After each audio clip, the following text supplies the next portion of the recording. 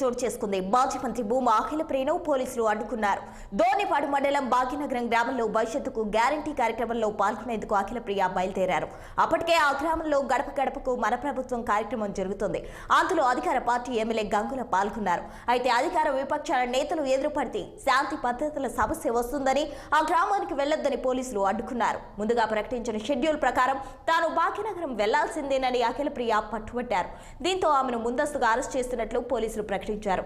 Arrest చేసే ముందు ఎందుకు నోటీసు ఇవ్వలేదని అఖిలప్రియ పోలీసులతో వాగ్వాదానికి దిగారు. చివరగా శాంతి భద్రతల సమస్య తలెత్తకుండా జాగ్రత్తలు తీసుకుంటామని అఖిలప్రియ హామీ ఇవ్వడంతో భాగ్యనగరం గ్రామానికి వెళ్లేందుకు పోలీసులు అనుమతించారు.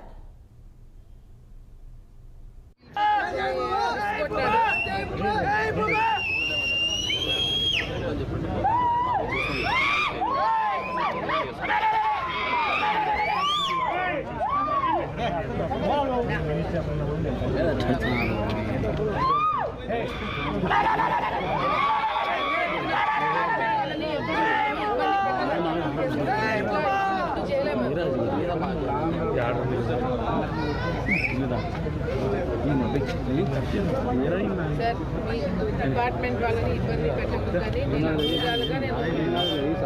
తగ్గుతున్నాము. కేవలం మిమ్మల్ని